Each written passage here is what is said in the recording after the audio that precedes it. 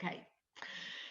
So welcome everybody. As I say, my name is Linda Gascoyne. I'm the co-founder and joint CEO of South Yorkshire Chaplaincy and Listening Service. Listening is foundational to all of our services, which is why I've been asked to do this seminar this afternoon. Listening is foundational for our chaplaincy services, our dedicated listening services, and our wellbeing and training services.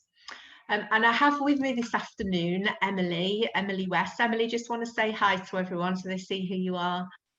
Hi, I'm Emily. Brilliant, thank you. And Emily runs our sibling support listening service, which is a dedicated listening service for primary age children who are siblings of somebody on the autism spectrum. And so just to give you some background of what we're going to cover this afternoon, the services that we cover are for adults. They're also, as I've just mentioned, for primary age children. We have services that pick up teenagers, secondary school, students, young adults in colleges. So what I've tried to do through this seminar is give you some general tips and examples. We've got some slides with questions on to get you thinking. Tried to give a broad brush approach in the hope that you can then adapt it to your different contexts and the ages that you work with. But as I say, if you've got anything specific you want to ask, do please pop it into the chat. I would like to start with some stats before we start looking at practical things that we can do to listen to children. Some general background stats. Some of these are from Young Minds. I have at the end of the seminar given you all the references that we use. But the latest stats, and this is pre-COVID, this is really important for us to remember, it's pre-COVID, is that 1 in 8 children and young people experience emotional problems growing up. That equates to about 3 in every average sized class. Around 50% of mental health problems manifest by the age of 14, which is why there's a lot of recognition now that we need to be doing more at a younger age and preventative measures. About 1 in 6, age 16 to 24, have a diagnosed common mental health problem. A common mental health problem is the term used generally for anxiety, depression, stress. And 1 in 3 adults' mental health conditions, they reckon, relates directly to adverse childhood experiences. If we put those stats against then the support that is provided across the UK, the latest figures suggest that less than 1 in 3 children or young people with a diagnosed mental health condition get access to NHS services. In addition to this, the average national waiting time for just the initial assessment, not actually the treatment, the initial assessment is 49 days, although those of us that are based in South Yorkshire, that's 105 days average waiting time just for an initial assessment. Within the UK, on average, 50% of children wait for more than 18 weeks to start any medical treatment, and that includes psychological interventions, with 3% waiting for more than a year, according to the NHS Foundation Trust. And less than 1% of the total NHS budget is spent on children and young people's mental health services. I don't share these, it's not a get at the NHS or political statement or any of us that work with children and young people. It's really just so that we're aware of the backdrop of what we're working with when we're working with children, young people, students, young adults. And it's interesting that in terms of mental health, there are a number of studies now that highlight the benefits of having access to another form of support or treatment, either in its own right or as a kind of intermediary intervention. And when looking at the general context of healthcare for children and young people, they're often overlooked because they don't have the same emotional cognitive maturity as adults. But that common position, I think people are just becoming more and more aware of how detrimental that is to children's development as they feel unlistened to.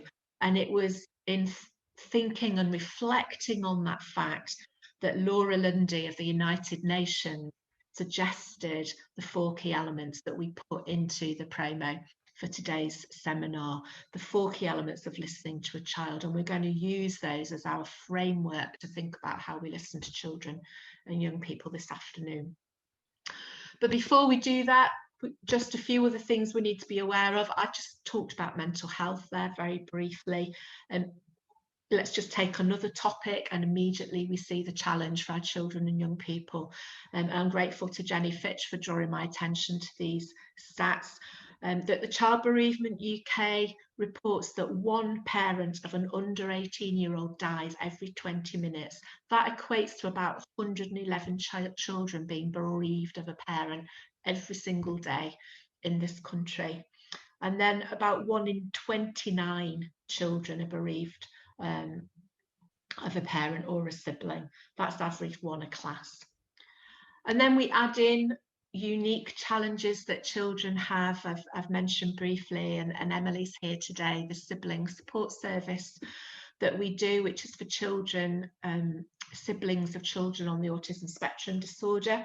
And again, effectively, the research shows that a family with a child with an autism spectrum disorder is at a much higher risk of developing anxiety than families with neurotypical children only, particularly a younger sibling. And certainly we've seen in the school where we work anxiety amongst the children where that's the case.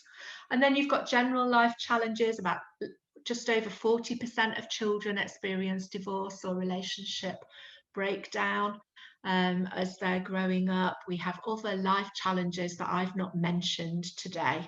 And put all of those things together, and we can see that there is a huge need for listening and support for children and young people.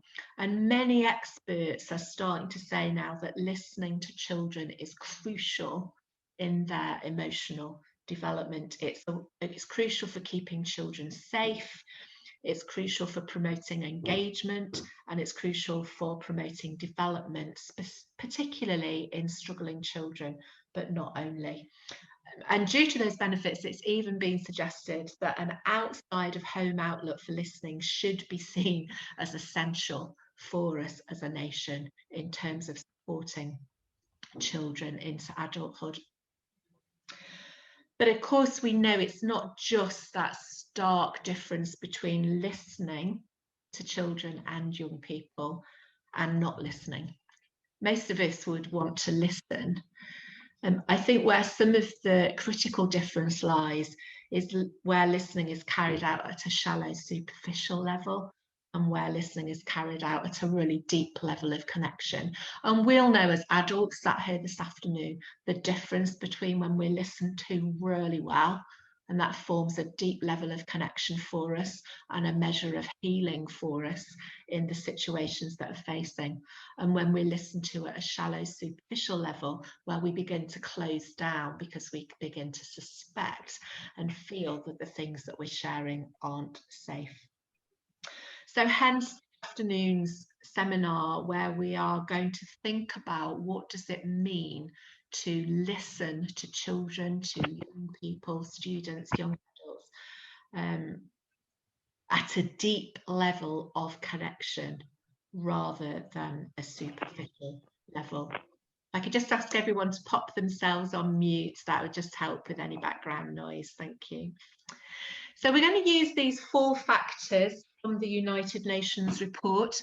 Linda Lundy talks about creating a safe space for children.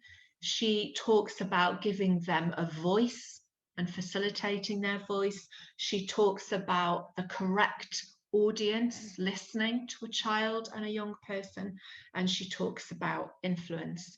And as we go through this first section on safe, I've popped a question on the screen which I want you to think about, because you're all in different contexts.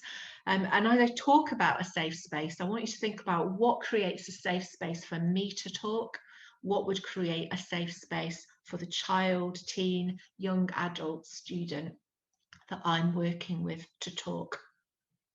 And when we talk about a safe space, we're talking about two things. We're talking about the physical space. Where do we listen to them?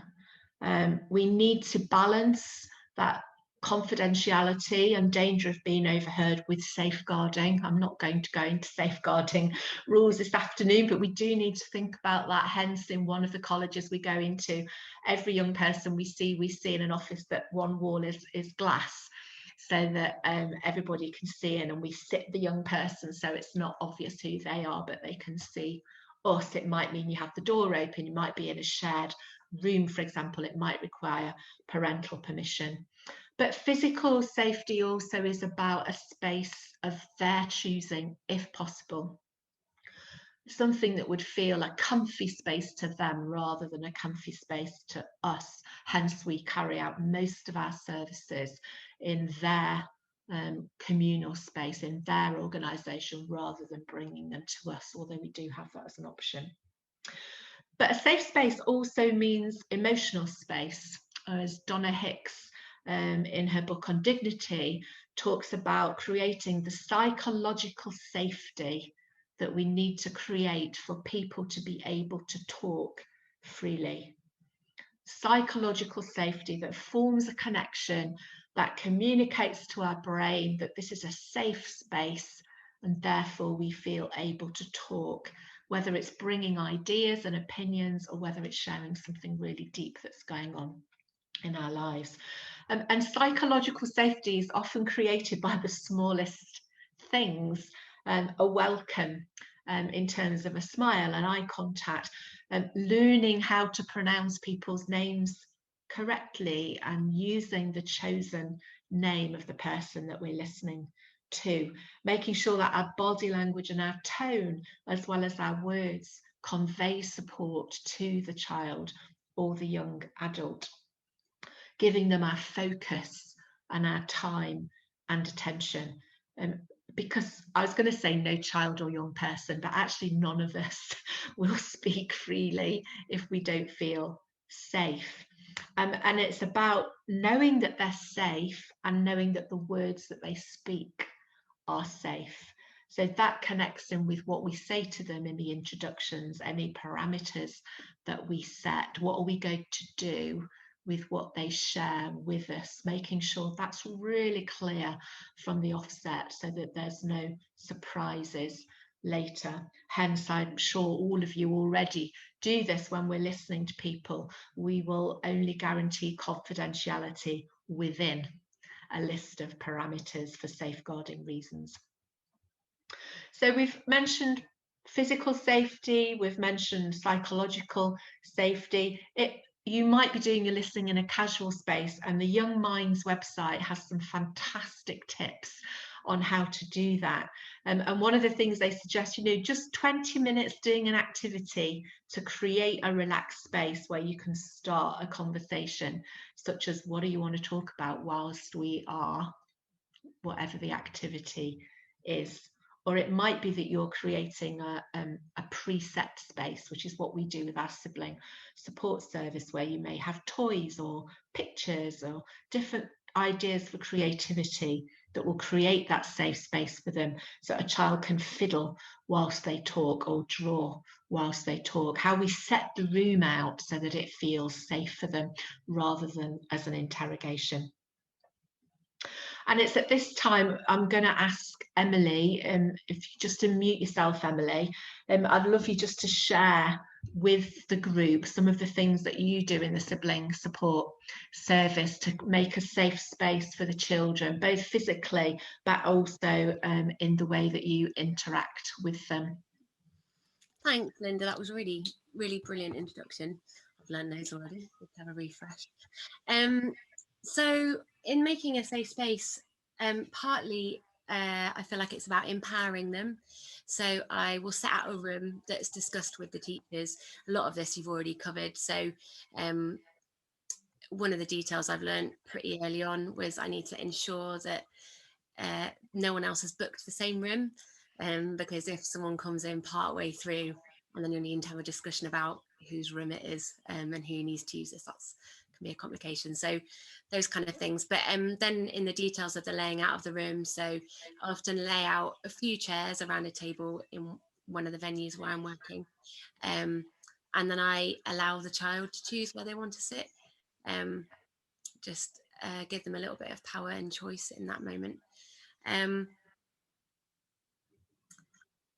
Yeah, I think centering myself has been something I've learned to do. So the children I'm listening to tend to be really perceptive on anything, you know, if I've had a rough morning, for example, I just try and before I go in there, take a moment to just really let go of the things that have gone on in the morning to make sure that I'm there in my head and in my mind and also in my body for this child who I'm going to be listening to, because they seem to really pick up on stress that might have gone on before, and I want them to know that this is their spot, this is their time. So that's something about the environment, something about self-prep. Other things like, so checking which props I can use and which tools I can use. Some children prefer to fiddle, like Linda was saying, some prefer to draw. So in some of my initial meetings with some children, I'll ask them questions, open questions they can feel free to answer as they want. And often they'll share what they're interested in or what they're into. And then I can try and, to some extent, around each session, have something going at the same time. Like if someone's really into art, make sure I have that with me. Or if someone's really into Pokemon cards, thankfully I have a stash, thanks to my own kids, I can bring in just as a tool to help them to fiddle with sometimes. And I know with COVID things are different, so check the policy on where you're working, because it might be that you can bring things in as long as they're wiped down, etc. between children. Is that the sort of thing, Linda? Perfect, thank you. I'm going to come back to you as well, if that's okay, after the next section. But yeah, that's great. Yeah, and as Emily's mentioned there, obviously COVID has influenced a lot of what we've all been able to do over the last year. I want to take us to the second element that the United Nations report mentioned, which is about voice. And again, I've turned this into a question so that you can think about the children and the young people and the young adults that you work with. What would help them find their voice? When Laura Linda was talking about this, she's writing about helping them to express their own views in whatever manner is comfortable for them.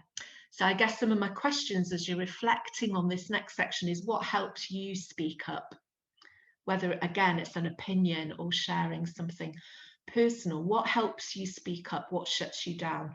What would help the child, the teen or the young adult you work with speak up and express their views, and what might close them down? Because it's really interesting, I believe, that listening to another person, it really communicates to them that their thoughts and their opinions matter. And for me, that's part of helping people find their voice, for them to realise it's actually okay for me to have an opinion, and it might be different to the person that I'm talking to, but helping them to find their voice, to share their opinion, helping them, letting them know that their experiences and their feelings and their view of the world is of value, even if it's very different view from our own world. Basically, that they're worth listening to. And I guess what I'm talking about here is validation of who they are, of their experiences, of what they want to share. And I always quote this lady, she's not alive anymore, Joyce Huggett.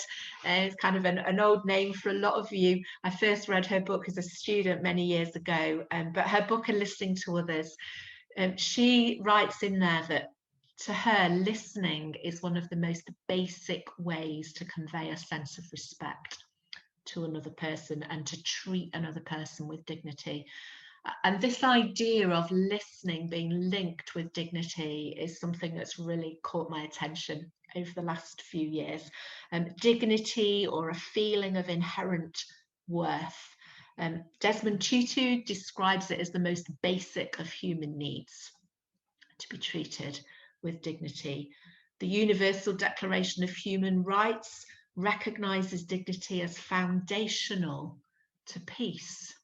And now that may be true of international peace and conflict, but actually I believe that there is an internal peace that can come from being treated with true dignity, helping by enabling a child or a young person to find their voice, and helping them on that journey of inner reconciliation, of finding peace with what's going on in their life, of finding a way through their difficulties.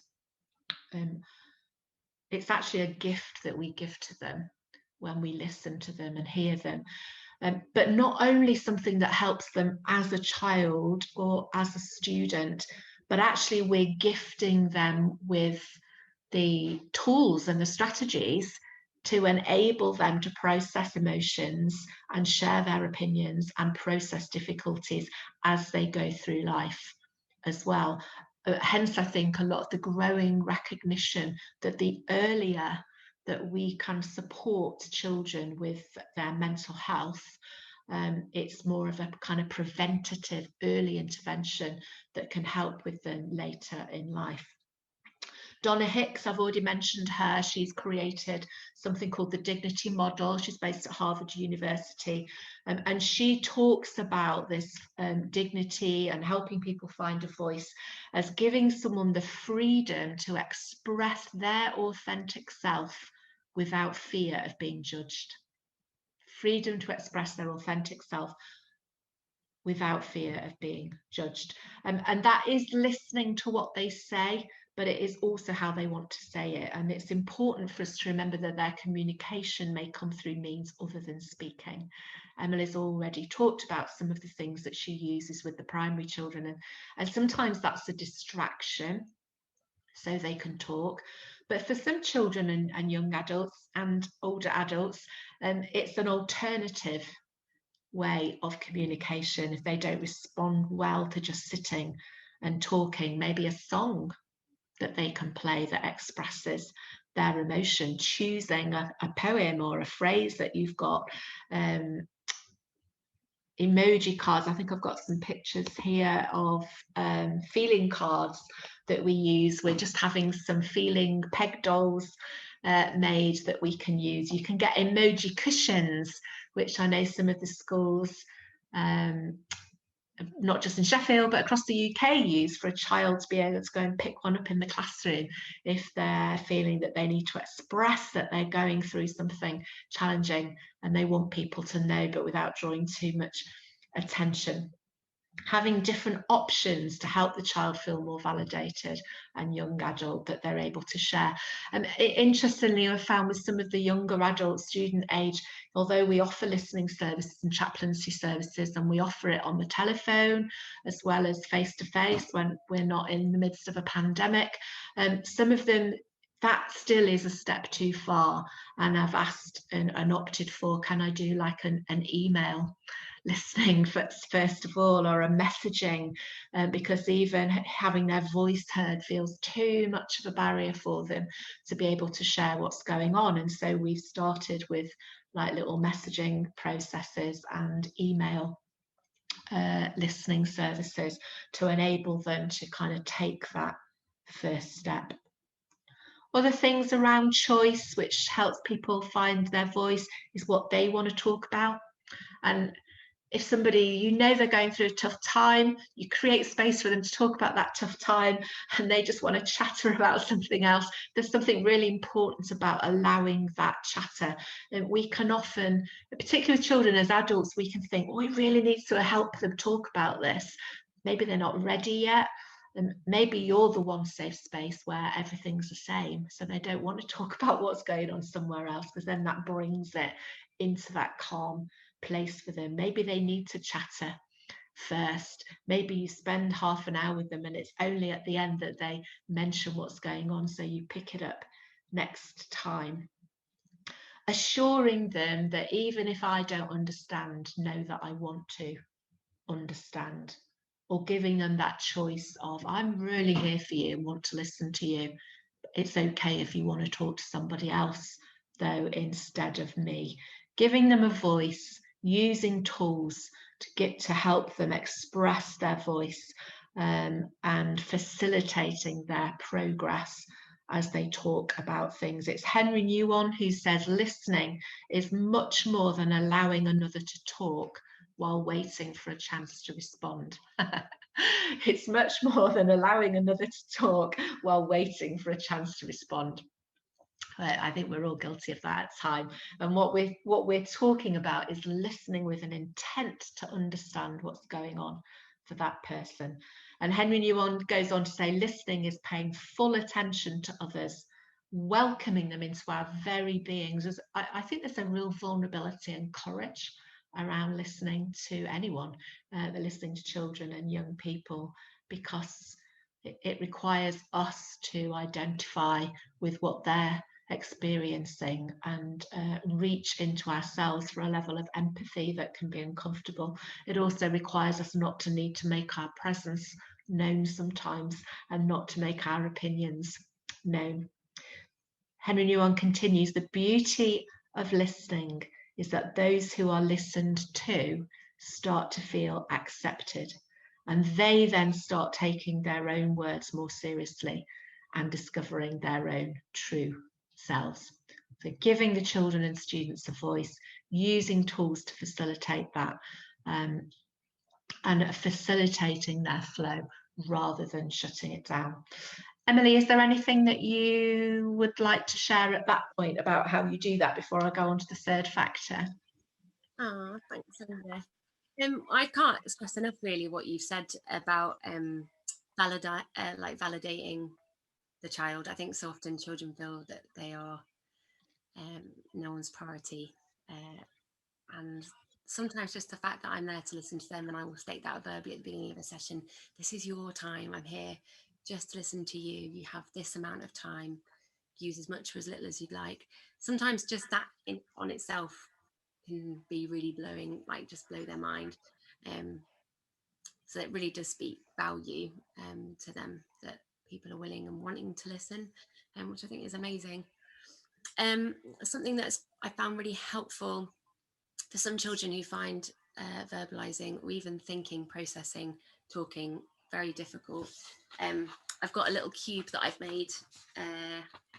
This is like, I don't know if you can see that. Oh, it's very shiny and reflective. You probably can't, can you? Basically, it's just about. It's just like a net, you know, when you draw a thing, and then if you fold it together and stick it, it becomes like a dice kind of shape. And on it, you can write different things, and that's been a helpful tool sometimes. So on one side, it could have mornings at home, or after school, or favorite part of family life, or difficult part of family life, or something I'm worried about. You, depending on the child and why you're seeing them or why they want to be seen, you can put different things on, and then they can roll the dice, and then depending on what face comes up, they can read that, or if they can't read, you can read it to them. Or you can do it with colours. So if children who are younger, what does that colour make you think about? What comes to mind when you see that colour? And then obviously the child has the choice whether or not they want to roll again, or whether they want to stick with what it's landed on. Yeah, it's not prescriptive, but it can be really helpful sometimes to get the ball rolling with some children who are a little more cautious. Another area that seemed to work in one of the rooms was there was a line of teddies, like a bookshelf of teddies, and I found myself just going and picking one up and snuggling it while I was chatting, and giving permission to them to go and choose their own teddy if they wanted to, obviously depending on age. That's as appropriate. But it was just really interesting how that opened up children's ability to think, and it helped them narrate what it was that they were thinking and feeling sometimes. So even children acting out scenarios to me, and then they'd get in the flow and they'd be like, oh, I just need this one over here.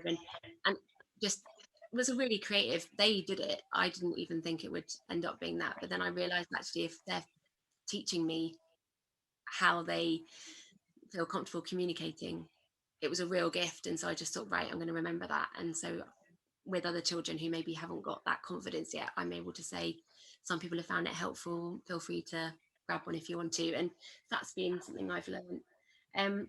One child I was listening to was struggling to find their voice, and instead was ripping up his top. sort of from the cuff all the way up. And he was really in the flow of the emotion happening. And just being able to notice what I'm saying, doing that. Can you tell me what's going on or what you're feeling? That enabled him to start talking. It did make me think next time, because parents might not love me for that, I should bring in some bubble wrap, and just, it's a learning curve. So maybe bring something that they can pop, or fidget toys if they've not got something. If they're needing to, I don't know, destroy something, like rip paper up, that's another thing that has been helpful. Yeah. Brilliant, thank you. Yeah, it's great. It's great to see some of those tools being used, and we found some great resources as well, books of kind of basic ideas on basic kind of CBT tools that are safe for you to use. And there was a lovely one actually I liked about a t-shirt, where you draw on the outside of the t-shirt, or write on the outside of the t-shirt when something's happened, what the child showed as they were feeling, or the teen what they showed as feeling, and then on the inside they show what it is that's going on the inside. So just really helpful things to go forward. Yeah, and just to say, next, when you turn your head away from the mic, your voice just disappears.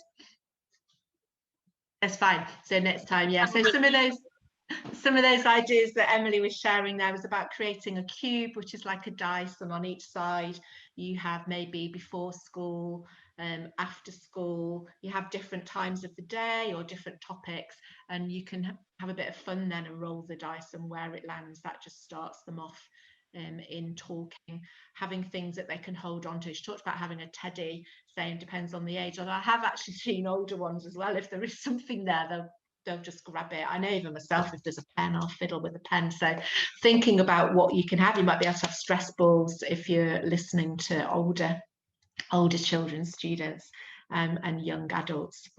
So let's go on to the third aspect from the United Nations, which was around the audience.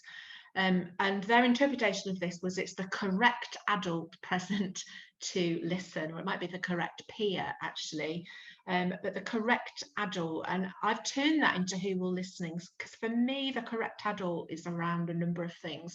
It is around choice. We may set up a system and say this is the person you talk to, and they prefer to talk to somebody else. That's back to the choice again. So the correct adult will be the person they feel safe with. But it is also around skill, training and skill. And if you just stop and pause for a second as an adult and think, who would you talk to? Who do you give your opinions freely to? And who do you maybe hold back a little bit because you don't feel safe? Who are the people that you offload what's going on in your life and be vulnerable with? And who are the people that you don't? Who are the people that you identify as being good at listening to you, and who are not? You'll know yourself that there is an element of selection that goes on a day-to-day basis, and it's no different for students, children, young adults. So there is something about being skilled, and I guess I would say that, wouldn't I, in terms of the charity that I represent, but making sure that we have those tools and those skills to be able to listen in a way that facilitates their talking, because surface level listening will divert and deflect what they want to talk about. Surface level listening finishes other people's sentences, interrupts all the time with their own thoughts and questions, focuses on what we're going to say when they've finished speaking. And what we promote, and what I'm talking about when I talk about deep level listening, is a reflective style of listening. It's a beautiful photo that one of our students took for us. It's a reflective style of listening which is focused on understanding and is focused more on reflecting back what they're saying. It's not purely that, but reflecting back what they're saying so they can hear it, so they can sometimes realize for the first time what it is they're actually thinking and feeling. and what it is that they're saying.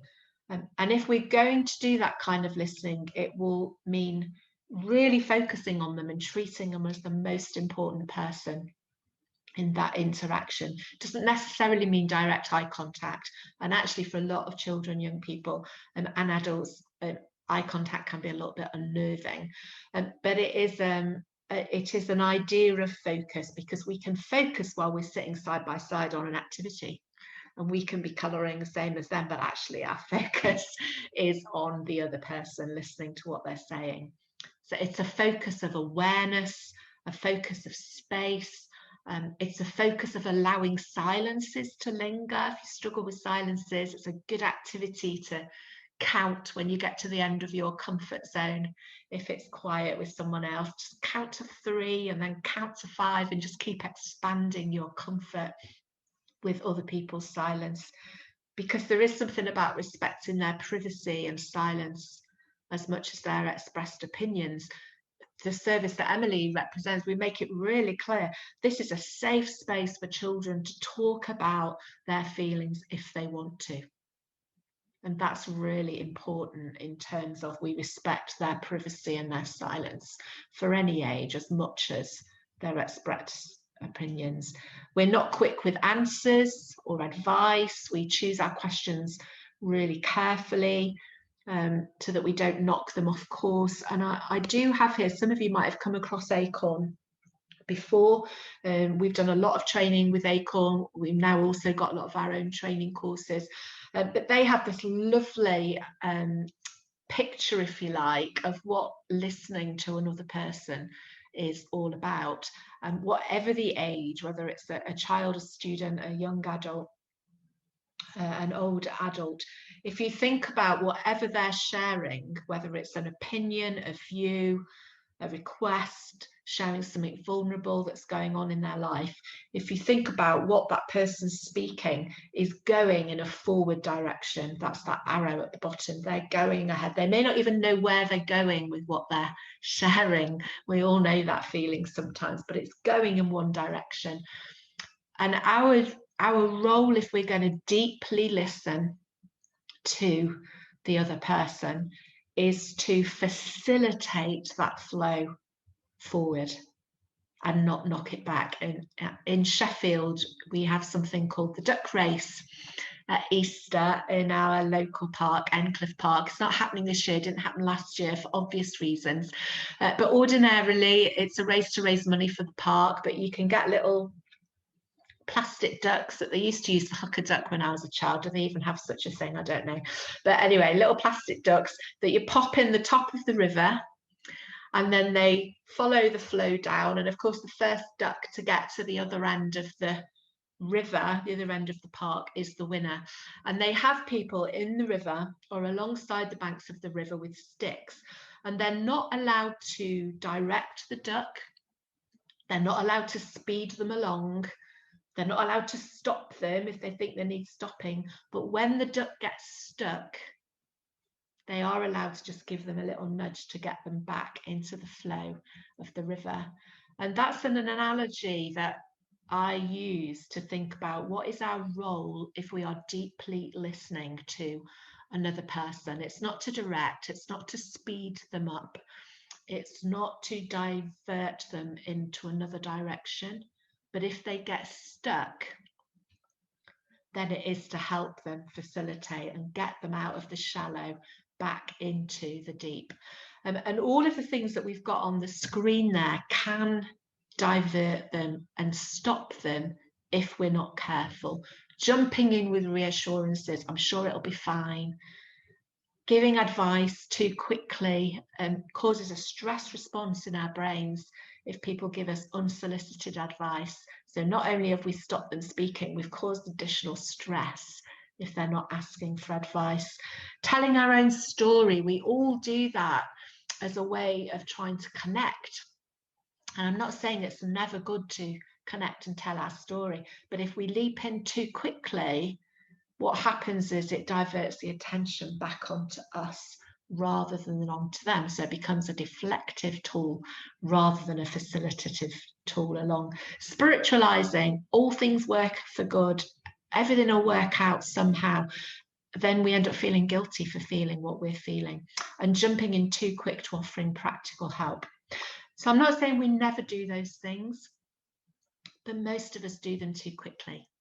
And we need to have the courage and the confidence when we're reflectively listening to another person, including children and young people, to leave the space and trust that the process may help them decide on a course of action. I found it really interesting. I found a leaflet by the National Children's Bureau on listening to young children. And it suggested in there that listening to young children, and I would say for older as well, is a reciprocal process. If we can learn to listen really well, actually it relieves us of the burden of needing to know all the answers all the time.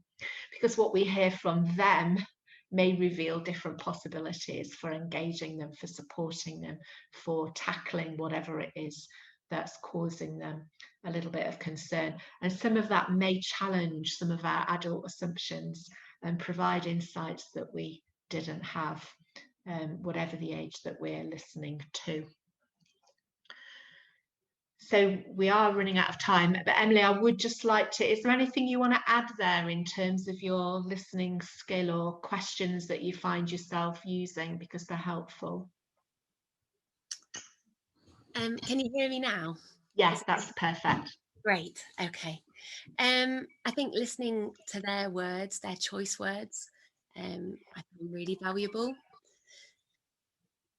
So I've learned that sometimes when they're talking, I'll notice that I'll want to use my own words to say, so you mean da da da da, or whatever, for example. And I'm learning that there are far maybe better ways of doing it through this listening course that I've been doing with Linda. Just the value of someone's words, the words that they actually choose. So if the duck, with the analogy Linda was talking about, if it does tend to get put off course somewhere, and after giving someone thinking time, which you can see that actively thinking, then it might be that I just use their words to say, you were just saying, and then repeat back what they were saying. Did you have further thoughts on that? If they're trying up or struggling. So just the importance of their words, really, Linda. But you've covered everything. Brilliant. Thank you. Thank you, Emily. I think that is interesting. And sometimes people ask us when we're doing training, what if they use a word or a phrase that we don't really feel comfortable with using? And you have to make your own judgment in terms of language that you really don't feel comfortable with. But we do need to be careful with older children and teenagers that we don't correct their language.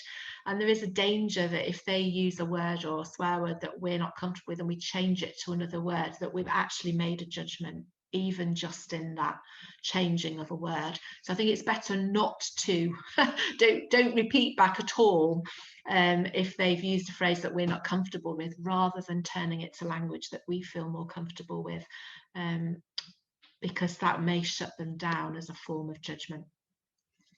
And then the last one that came from the United Nations report is influence. The fourth thing that's necessary for a child or young person to speak freely is knowing that they have influence and being able to act according to their views. And that links us right back to the beginning when I was saying that balance between confidentiality and what's shared, and they need to be really clear there on what is confidential and what is to be shared, same as we would with adults. And the question there I've put, a view that counts. How can we communicate to the children and young adults that we work with that their view counts? Whether it's putting an idea forward, whether it's ideas that they've got, or whether it's their perception of life. Think about how you feel when you realise that your view counts and it's heard and it's either acted on, or you understand and there's communication why it's not acted on. And exactly the same for children and students. Is it acted on? And if it isn't, why is that? I mean, just putting a different hat on for a second. I used to be in HR, and the number of staff surveys that are done, and people put all these ideas forward and then they never see anything come of it.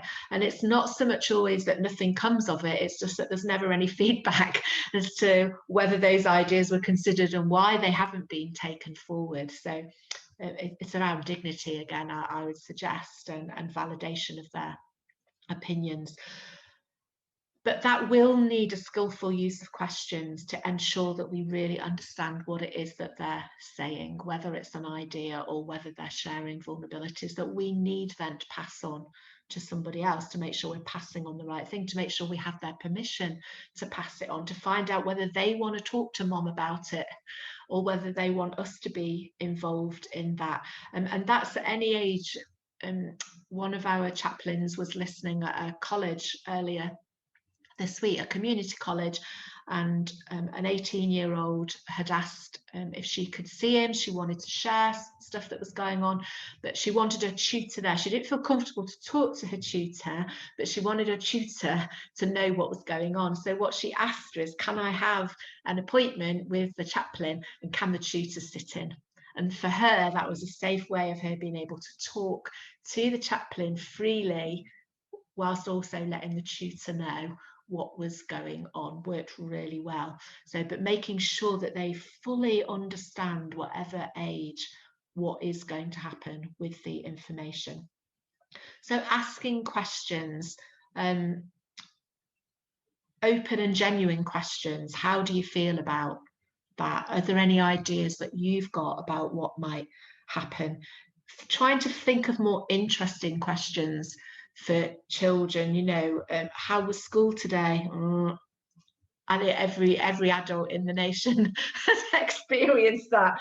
But maybe, you know, if you could have changed one thing about school today, what would it have been? If you could go into school tomorrow and only have one lesson, which one would you choose? If you could start today again, what might you do differently? Things that will get them kind of processing and thinking. We're no different as adults, actually, but using questions skillfully. But even with the best skill in the world, avoiding too many questions, as they can make children and young people feel anxious. And let's be honest, we can all feel interrogated if we're asked too many questions. But direct questions, such as how did you feel, can be replaced by tentative suggestions, particularly with younger children, but not only. So I think if that had happened to me, I might have felt a bit angry. Kind of gives them permission to think about what they felt, but is less intrusive than how did you feel? Or a tentative suggestion such as, well, it sounds like you might have been a little bit sad when that happened. We need to do it tentatively. We need to accept that we may be wrong, not be defensive about that, but we're kind of opening it up. It's a way of asking a question without asking a direct question that may make the child feel uncomfortable. And there is a great website, it's an Australian website called Centre for Parenting Education.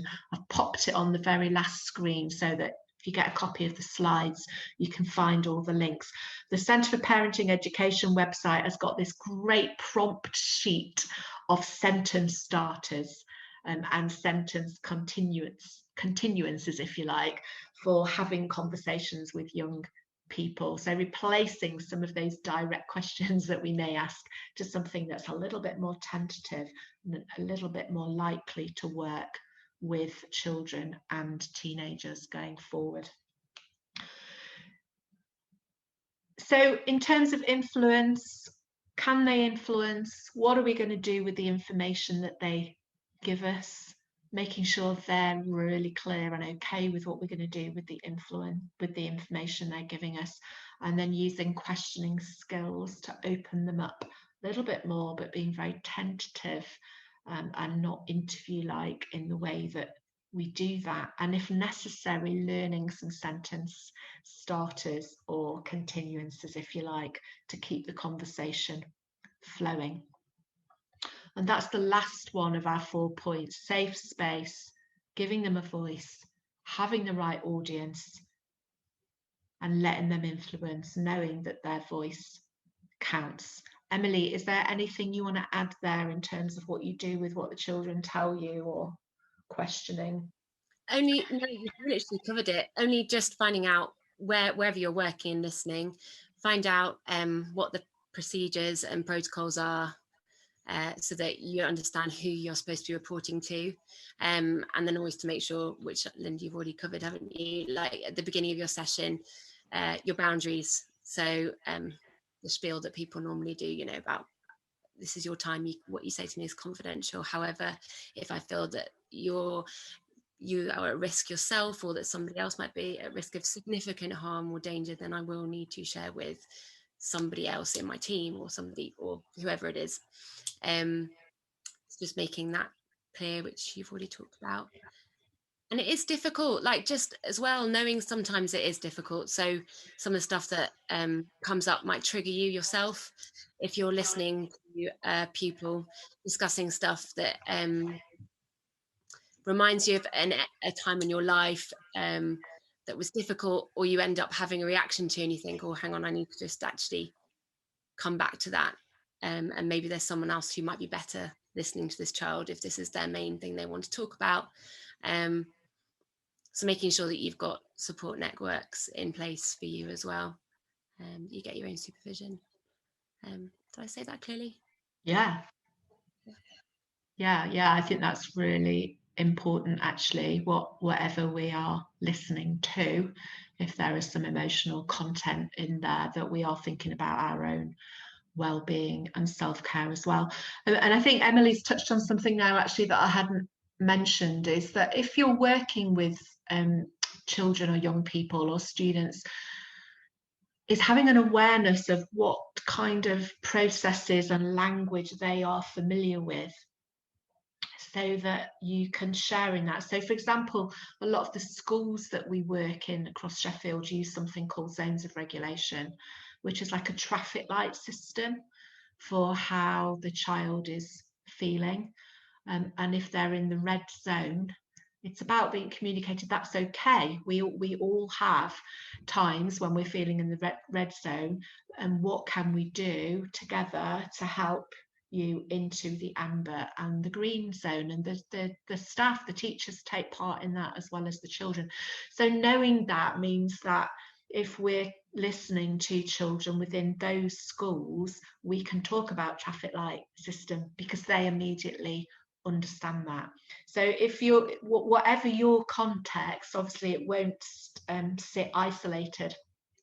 The children or the young people, the students, will have links all over the place, and the more kind of clued up you can be about those other interactions that they're having, then the more that may help you in terms of encouraging them to talk freely.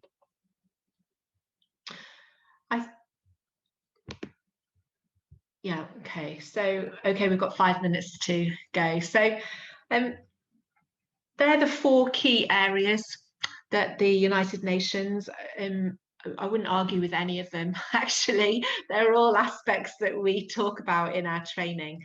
So as a final kind of summary, I'd really encourage you to go from today, with whatever age that you're working with, is what would it mean to have a safe space, whether that's a responsive, noticing type of situation where you just grab the opportunity to talk to them, or whether it's a pre-organized service, chaplaincy, listening, teaching, learning, mentoring service. What would it mean for them to have a safe space?